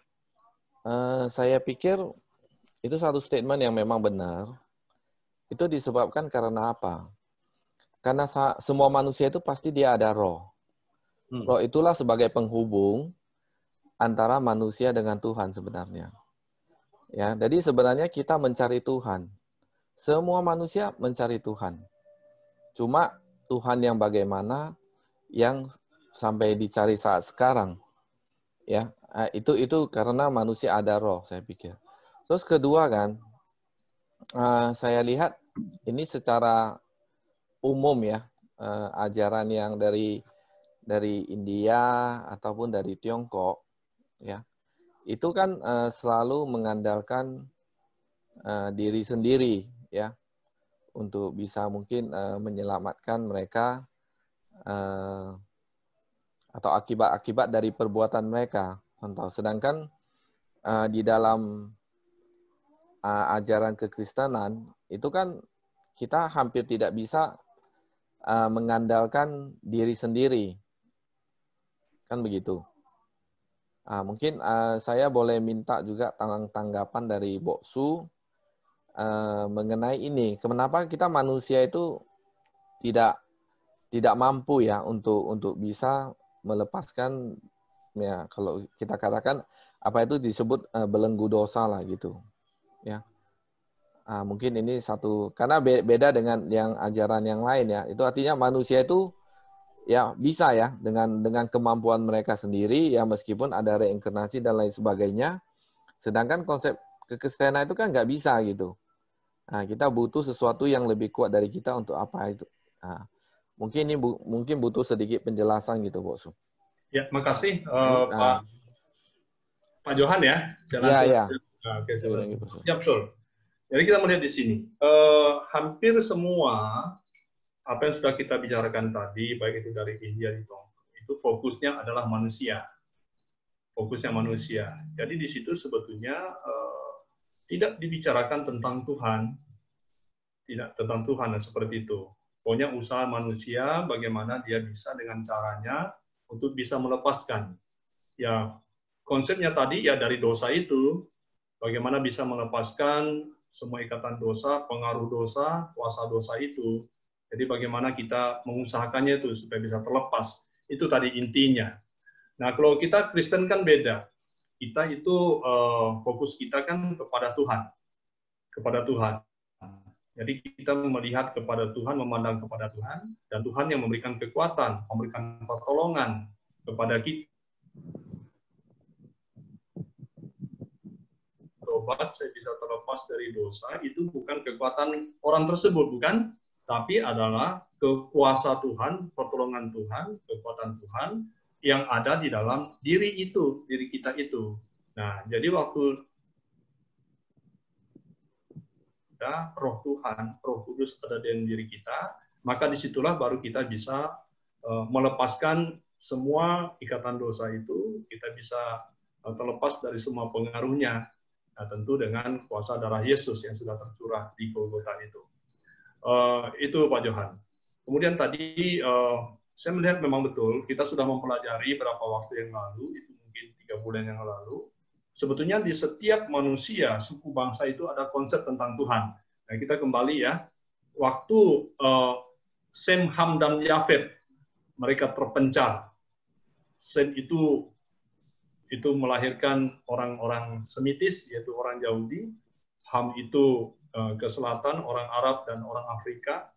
Kemudian Yafet itu Rusia, Tiongkok, dan Eropa. Nah, seperti itu.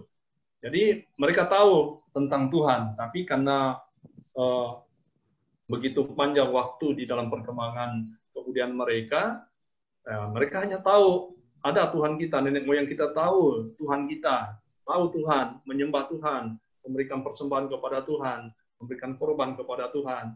Tapi barangkali saking lamanya perjalanan dari kebudayaan mereka itu, mereka lupa nama Tuhan itu. Tapi bagi suku keturunan dari Sem, itu kan Tuhan yang datang. Tuhan yang berbicara tadi kepada Abraham, ya, kepada Ishak, Yakub, kepada Musa, dan selanjutnya kepada para nabi. Tuhan yang datang kepada mereka, menyatakan diri kepada mereka. Jadi mereka tahu konsep tentang Tuhan, tapi itu nggak hilang. Kenapa? Tuhan berbicara kepada mereka, mengingatkan dan mengajari mereka. Nah, seperti itu. Jadi, bagaimana kita bisa mengenal Tuhan yang pencipta alam semesta itu? Kalau kita dari Tiongkok, kita nggak dapat. Itu yang dapat kita dapatkan seperti pengajaran-pengajaran tadi, konsep tadi, dari tahu itu. Tapi kita ya melalui jalur orang Israel, baru kita tahu, karena mereka punya catatan yang sangat tua, ya.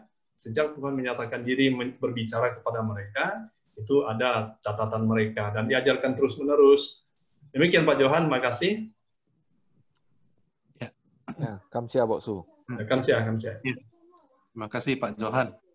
Nah, saya kembali membuka kesempatan bagi kita yang mau bertanya atau mungkin sharing kesaksian bagaimana mungkin dahulu saudara pernah berada di dalam pengajaran ataupun pemahaman yang tadi sudah dipaparkan, dan saat ini saudara sudah misalnya ya percaya kepada Tuhan Yesus. Nah, mungkin saudara kalau ada yang mau bersaksi, saya juga buka kesempatan ya, ataupun mungkin ya bertanya juga masih boleh. Iya.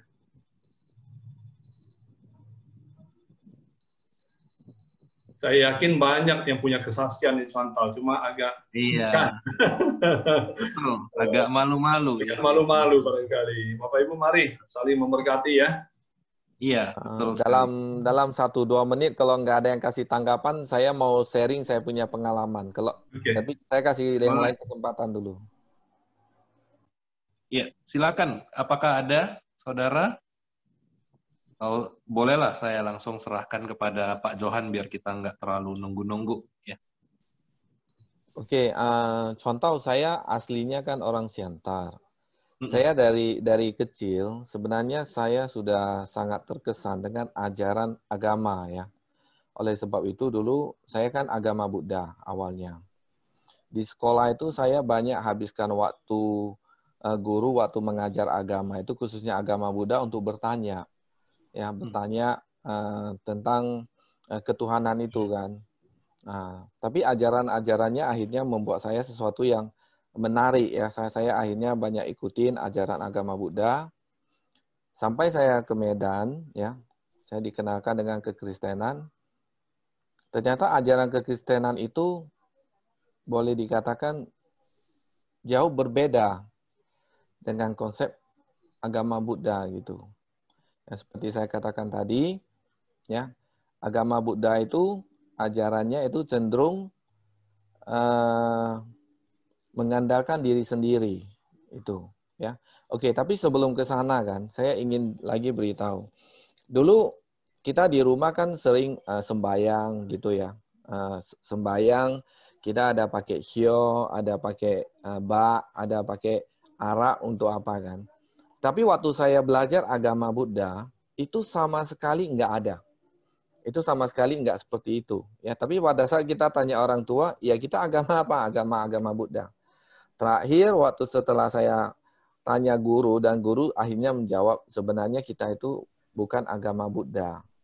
Kita itu aliran kepercayaan. Jadi agama Buddha itu nggak pernah mengajarin tentang sio kongte atau apa gitu kan. Itu nggak ada. Dan agama Buddha itu dia sangat sederhana. Ya, oke, itu satu pengalaman yang dulu. Terus waktu setelah saya Kristen, saya banyak banding ajaran-ajarannya itu ternyata sangat beda. Ajaran yang paling beda, yang paling mendasar itu dalam agama Buddha itu konsep keadilan itu lebih ditekankan. Artinya ya bahwa kalau siapa yang berbuat dosa, ya dia sendirilah yang harus membersihkannya. Makanya ada yang disebut sebagai reinkarnasi ya dan lain sebagainya. Kan? Sedangkan di kekristenan konsep keadilan dengan kasih itu dua hal yang berimbang. Memang di dalam agama Buddha kita diharuskan untuk mempunyai kasih. Tapi itu hanya sesama manusia punya kasih. Tapi kita tidak pernah menerima atau membicarakan bagaimana Tuhan itu mempunyai kasih yang begitu besar kepada manusia. Beda sekali konsepnya dengan waktu saya terima di agama Kristen, ya Mbok Su ya. Tentang kasih dan lain sebagainya. Terus yang berikutnya lagi, kasih di dalam kekristenan itu kalau saya perhatikan, ya, contohnya lah ya, waktu saya pertama kali saya mengenal ayat tentang apabila ada musuh tampar pipi kiri kamu, kamu kasih dia pipi kanan kamu. Saya waktu pertama kenal ayat ini, saya pikir apakah ini agama yang benar nggak ya saya ikutin ya. Saya kok dijadikan jadi orang bodoh ya. Kenapa? Karena biasanya apalagi kita orang Tionghoa kan, lucu, ceit, waco, capgo kan begitu ya konsepnya selalu begitu kan. Tapi pada saat saya mengetahui ayat ini, saya sangat terkejut. Kok saya sepertinya dijadikan jadi orang bodoh. Masa saya udah ditampar pipi kiri, saya kasih lagi pipi kanan saya kan.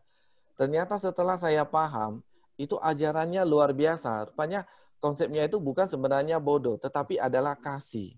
Yaitu pada saat bagaimana orang mencelakai kita, pada saat kita berbalas kepada dia, sebenarnya masalah itu nggak selesai.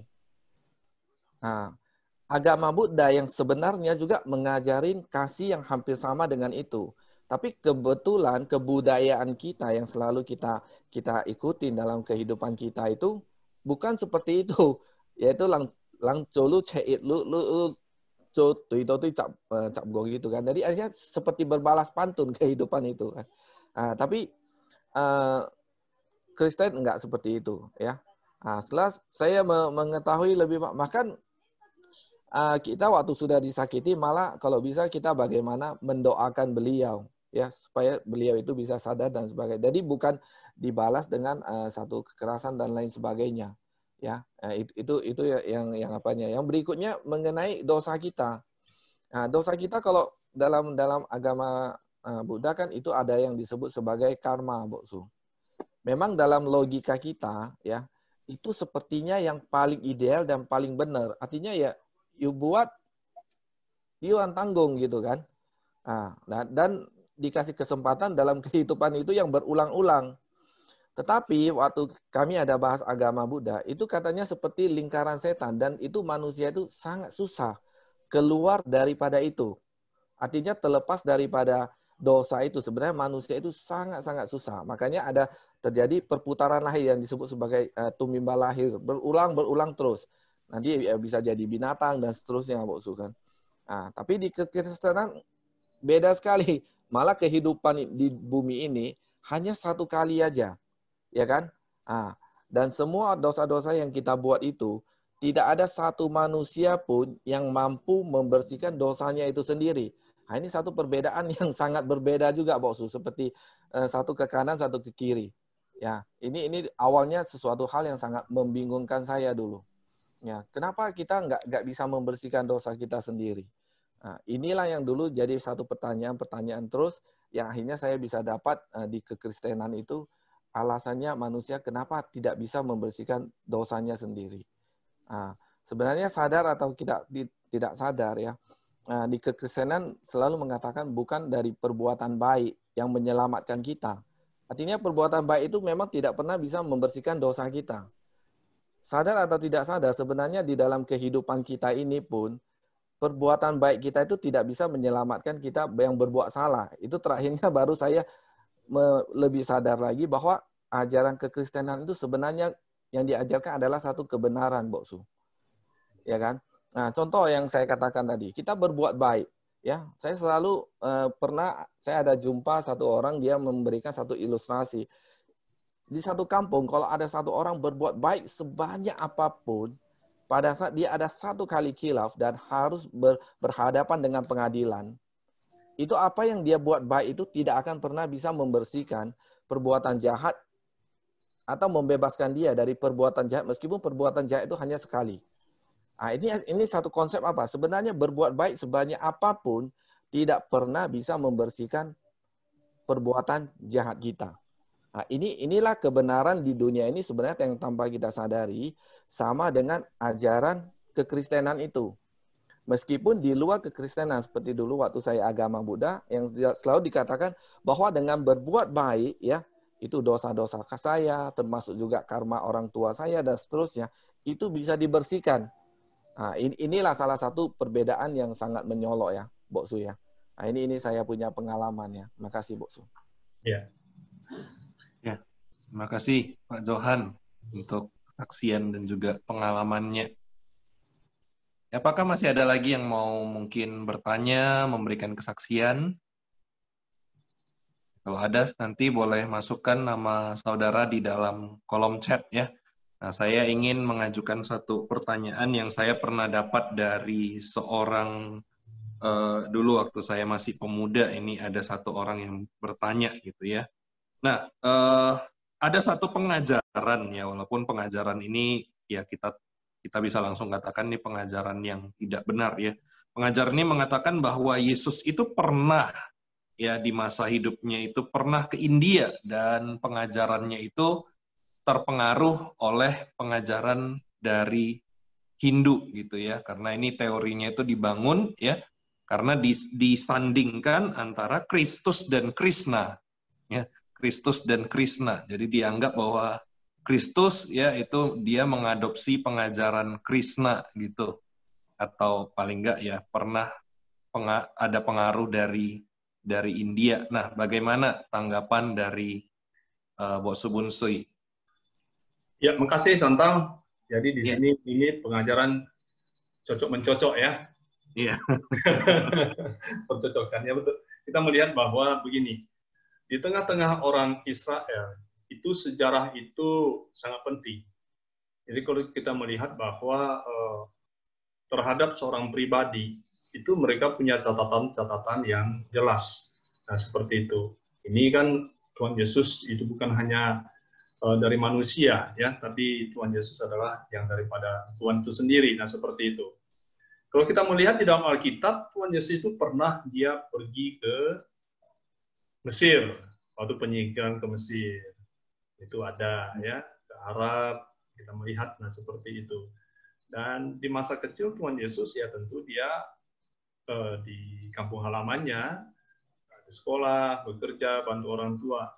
Kemudian pada umur 30 tahun mulai terjun ke pelayanan ya, secara aktif, memilih murid-muridnya, kemudian terus berkeliling untuk memberitakan, untuk menjalankan tujuan utama kedatangannya ke tengah-tengah dunia ini, dan pada akhirnya dia disalib. Itu sebuah upaya sebetulnya yang ada banyak orang ingin menghubung-hubungkan, apalagi yang ada mirip-miripnya, kemudian selalu dicocok-cocokkan, nah seperti itu. Kita tidak menemukan sejarah bahwa, catatan sejarah, bahwa Tuhan Yesus itu pernah belajar ke India. Yang ada dalam catatan sejarah adalah murid daripada Tuhan Yesus yang namanya Thomas, itu dia justru memberitakan Injil ke India. Ya, sampai ke India dia memberitakan Injil. Dan menurut tradisi gereja di situ, itu gereja Martoma, sampai sekarang namanya ya. Ya, gereja Martoma. Saya pernah ketemu dengan bisopnya di sebuah pertemuan di Jakarta. Kami ini, dia memberikan suatu kesaksian, kami ini dari gereja Martoma yang dibangun oleh Thomas dulu katanya, seperti itu menurut mereka. Jadi bisa saja orang memberikan pengertian mencoba untuk menghubung-hubungkan. Bukan itu saja. Nah, sekarang dikatakan Yesus sudah lahir di Tiongkok kan gitu ya. Tapi bukan dalam rupa orang-orang Yahudi gitu. Dia sudah menjadi rupa orang Tiongkok, nah seperti itu. Itu bisa saja. Dan memang Alkitab menubuatkan pengajaran-pengajaran seperti itu kan ada terus ya. Yang penting bagaimana anak-anak Tuhan berhati-hati dan percaya, nah seperti itu. Saya pribadi dan saya mencoba melihat hal itu, ya tidak ada faktor yang mendukung, faktor sejarah yang mendukung terhadap pendapat atau penemuan dan tanda kutip oleh orang yang mengatakan hal tersebut. Terima kasih. Ya, terima kasih Bu Subunsui. Nah, di sini ada juga Ibu Huang Lili mau menanggapi atau memberikan pandangan. Silakan. Ya, baik. Terima kasih, Contoh Eka. Nah, hal yang perlu, yang mau saya tambahkan, itu tentang agama.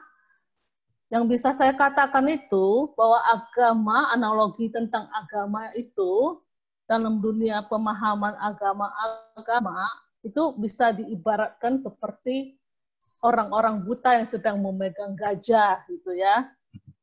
Jadi, kalau mereka memegang tubuh gajah, mereka berkata, oh, gajah itu seperti tembok.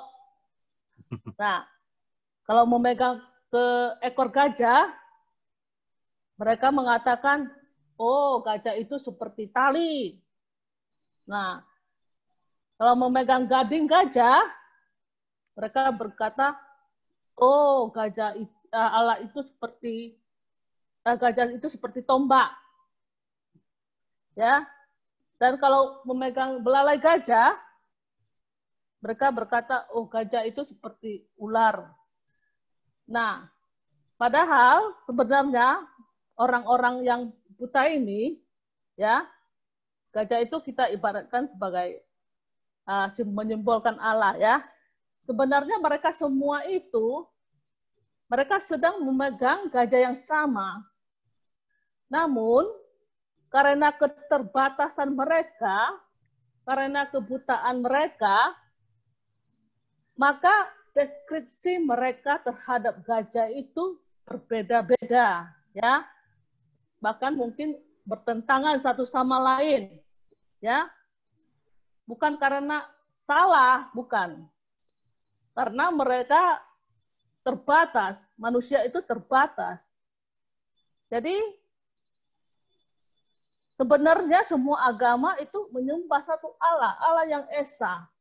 Tapi keterbatasan manusia itu, maka kita masing-masing mendeskripsikan Allah di dalam keterbatasan kita itu. sehingga mungkin menghasilkan teologi masing-masing agama. Agama yang satu ini teologinya begini, agama satu ini teologinya begini. Ya. Walaupun semuanya sedang memegang gajah yang sama, sedang menyembah Allah yang sama, kita. Jadi itu tergantung juga dari pemahaman manusia itu sendiri dan keterbatasan manusia itu sendiri dalam memahami tentang Allah mereka. Jadi kita bersyukur bahwa Allah sendiri yang menyatakan dirinya kepada manusia. Ya, kalau tidak Allah sendiri, kita tidak akan mengenal siapa Allah kita yang sesungguhnya, Allah yang hidup, Allah yang benar, Allah yang senantiasa menyertai kita. Jadi di sinilah tantangan kita juga untuk menjelaskan kepada kawan-kawan, teman-teman, supaya mereka dapat menyembah Allah yang hidup, Allah yang benar. Kira-kira begitu. Terima kasih. Kembali kepada Mbok Subunsui. Oke, atau contoh Eka ya. Pakai sedikit waktu contoh ya. Ya, silakan Bu Su. Ya, makasih, itu sebuah pemikiran ya dari Bu Huang Lili ya. Betul. Konsep itu kan itu sebenarnya konsep awal. Tapi persoalan pertanyaannya ialah Tuhan yang dinanti-nantikan, Tuhan yang selama ini dicari, Tuhan yang selama ini diimani oleh bangsa-bangsa, itu sudah menyatakan diri ke dunia ini 2000 lebih tahun yang lalu, kan begitu ya? Itu di dalam diri Tuhan Yesus Kristus. Nah, itu menjadi pemikiran kita. Kalau dari dulu nunggu-nunggu terus, cari-cari terus, bertanya siapa dia, di mana dia. Nah, sebetulnya Tuhan yang sudah dicari itu, yang tunggu itu sudah datang. 2020 tahun lebih yang lalu. Nah, seperti itu. Nah, bagaimana kita bisa memang masing-masing bisa memahami, oh iya ya, yang dulu yang dibicarakan oleh Lao Tse itu sudah datang dia. Nah, sekarang ini berita ini sudah datang ke Tiongkok. Bagaimana kita di Tiongkok menyikapinya atau orang Tionghoa menyikapinya? Yang dulu sudah dicari, dipikirkan oleh leluhur kita, sekarang datang kok kita nggak terima. Nah, pemikiran-pemikiran seperti ini perlu dibangun. Jadi kita tidak lagi berpikir yang dulu-dulu, tapi kita berpikir yang sekarang yang sudah ada. Nah, seperti itu. Demikian contoh. Nah, sebentar ya, Mbok Subunsui, saya tambahkan lagi. Gak apa-apa, Ci, silakan. Okay. Nah, begini, dari hal sekarang yang saya lihat, banyak anak-anak muda sekarang, tentang hal-hal itu, Konghucu, Lao Tse, itu mereka semua tidak paham lagi. Jadi tentang sembahyang-sembahyang, bahkan biasanya kalau orang meninggal, ada sembahyang ini, sembahyang itu, maka karena keterbatasan pengetahuan mereka tentang tradisi-tradisi atau sembahyang-sembahyang, mereka menghilangkan pendiri itu. Jadi anak muda sekarang, yang generasi sekarang, tidak begitu lagi memahami tentang ajaran-ajaran mereka lah, bahkan agama mereka sendiri. Jadi memang tugas tantangan kita untuk mengabarkan Injil kepada mereka, kira-kira begitu. Oke, kembali kepada Mbok Subunsui atau contoh Eka. Terima kasih, Ci Lili ya. Mungkin contoh Anto, apakah mau menambahkan lagi? Ya, saya mau menambahkan sedikit. Punya contoh tadi, yang Krishna Kristus itu. Wah, ini menarik gitu. Belakangan ini, bukan belakangan ini sih, kalau di Indonesia, di Medan ya, ada namanya apa? Eastern Lightning, apa? Itu pengajaran sesat. Oh, itulah gereja Tuhan yang Maha Esa, Tuhan yang Maha Kuasa. Ya, itu nama Tiongkoknya itu Tongfang Shantian, gitu ya. Dia berkata Kristus sudah hadir di Tiongkok. Kenapa? Karena Tiongkok ada Tongfang Minzu. Yesus lahir awalnya di mana? Di Tongfang, Timur Tengah. Ya, ingat ya bahasa Mandarinnya ya. Tongfang. Nah, Tiongkok ada apa? Ada Tongfang Minzu, tempat, gitu ya. Jadi Kristus itu kedua datang sudah di Tiongkok, karena Tiongkok itu Tongfang Minzu, ya itu Krishna dan Kristus sama gitu ya pengajarannya ya, melenceng gitu loh. Jadi ini saya pikir nggak perlu terlalu ditanggapi gitu ya. Krishna, Kristus, ya suka hati mereka lah, mau ngomong kayak mana gitu ya. Ya Yesus lahirnya awal di Tongfang, kedua Yesus datangnya di Tongfang Mintu, ya gitu. Jadi hampir sama. Ya terima kasih Contoh Eka. Yang penting contoh sekarang orang berpikir Tuhan Yesus tidak lahir lagi di sana di sini tapi di hati. Iya. Nah, bagaimana setiap orang menyiapkan hatinya tempat lahirnya Kristus itu, Tuhan Yesus. Betul. Itu kebutuhan. Oke, saya pikir waktunya sudah pas. Contoh, makasih. Iya. Saya pikir kita harus kembali lagi kepada apa yang dicatat oleh Alkitab, karena itulah yang bisa menggambarkan tentang Allah yang benar ya, dan terutama juga menggambarkan Kristus ya, Yahweh Allah ya, Tuhan yang sudah menjadi manusia untuk menebus setiap kita. Ya, mungkin saya memberikan sedikit kesimpulan atau rangkuman ya, rangkuman dari materi kita hari ini. Hari ini kita mempelajari tradisi agama dari India dan juga Tiongkok ya. Dan itu tentu saja berbicara tentang agama Weda, kemudian beralih kepada agama Hindu dan juga agama Buddha ya. Inti dari agama-agama ini tentu saja adalah untuk mencari kelepasan, terutama dari api hawa nafsu yang sudah membakar, dan bukan hanya membakar manusia, tapi membakar dunia ini. Tapi secara tidak disadari bahwa sebenarnya pengajaran-pengajaran ini memusatkan fokus perhatian itu kepada manusia itu, ya. Dan karena pusatnya, fokusnya pada manusia, karena itu jadinya konsep Tuhannya itu bisa dikatakan kabur, gitu ya. Ataupun terlalu jauh untuk bisa dijangkau dan menjangkau. Nah, tentu saja ini berbeda dengan pengajaran Kristen, di mana kelepasan yang sedang dicari-cari itu bukan berasal dari manusia dan tidak mungkin berasal dari manusia, tapi hanya mungkin, bahkan bukan hanya mungkin, tapi pasti, ya, bisa didapat dari Tuhan yang benar. Tuhan yang benar itu adalah Tuhan yang datang menyatakan dirinya, jadi kita tidak perlu lagi meraba-raba, menebak-nebak Tuhan itu seperti apa, tapi Tuhan itu sudah menyatakan dirinya, dan bukan hanya menyatakan dirinya, Tuhan itu juga memampukan ya manusia untuk merespons, untuk melihat kepada Tuhan itu, ya, dengan cara Dia sendiri datang sebagai manusia, yaitu Yesus Kristus. Ya.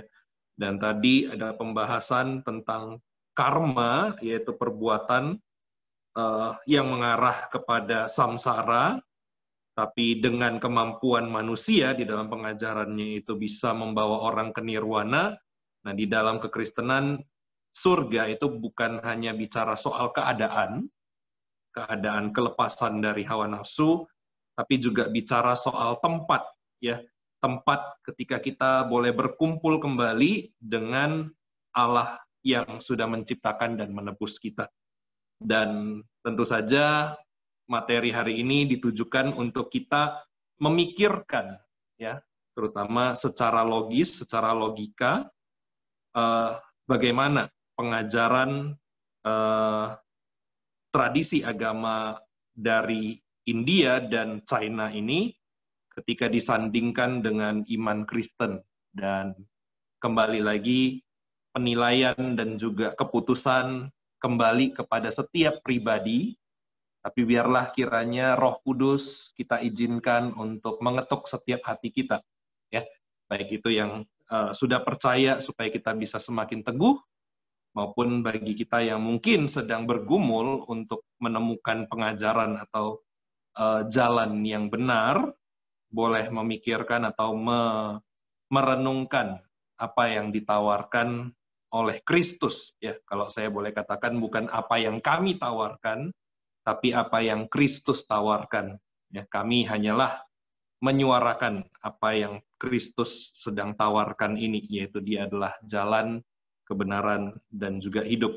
Dan saya pikir ketika tayangan ini nanti akan ditayangkan di YouTube, ya, saya pikir jikalau ada penonton yang berasal dari agama tradisi tadi tradisi dari India ataupun Tiongkok, dan saudara merasa bahwa saudara perlu merespons ataupun juga mengklarifikasi, ataupun mungkin saudara ingin mendengarkan lebih lanjut tentang iman Kristen, saya sangat menyarankan saudara nanti boleh bergabung di setiap Selasa malam di Faith Dialog, ya, supaya saudara juga boleh punya kesempatan untuk menyampaikan pemikiran saudara, dan kami pun bisa mendengarkannya, ya, sehingga ini boleh menjadi sebuah dialog yang sehat di antara kita. Ya. Karena itu saya sangat mendukung dan mendorong saudara sekalian untuk boleh juga nanti ya, yang sudah mengikuti, boleh kembali lagi mereview ya dari rekaman yang akan ditayangkan di YouTube. Ya, tetap ikutin. Mungkin yang baru pertama kali hadir, saudara juga boleh mengikuti setiap seri yang sudah di-upload di YouTube. Ketik saja Faith Dialog, dan di situ saudara akan bisa mendapatkan banyak tema. Ya, saudara, tema kita sampai di September ini, ya tentu saja bicara soal tradisi-tradisi ini adalah boleh dikatakan tema terakhir. Nah, uniknya adalah September kita ada 5 kali hari Selasa, sehingga di hari Selasa depan kita akan mengadakan question and answer. Jadi saudara, kami sangat membuka dan mendorong saudara untuk hadir minggu depan, ya, mengikuti Q&A ini, terutama tentang tema tradisi agama-agama dan disandingkan dengan Injil. Jadi kalau selama ini saudara punya pertanyaan yang belum sempat diajukan, saudara nanti boleh hadir di minggu depan. Kita akan bersama-sama mencoba membahas kembali ya isu yang kita sudah bahas selama 4 minggu ini. Dan kalau ada yang masih saudara anggap kurang tajam, kurang menjawab, saudara nanti boleh tanyakan. Ya, gunakan waktu dan kesempatan minggu depan dengan sangat baik, karena minggu kelima itu jarang-jarang ya. Karena itu gunakan kesempatan ini dengan sebaik mungkin. Karena itu kalau misalnya belum mengikuti, sekali lagi ikutin dari YouTube ya, di situ lengkap. Saya pikir perjumpaan kita sampai di sini. Saya akan mengundang Contoh Anto ya, boleh menutup perjumpaan kita ini di dalam doa ya. Ya, kita berdoa. Tuhan, terima kasih untuk malam yang indah yang Engkau berikan kepada kami semua, sehingga kami boleh bergabung di dialog ini, Tuhan, untuk memperbincangkan tentang agama, tentang kepercayaan. Tuhan, kami sadar begitu minimnya, begitu kesempurnaannya kami.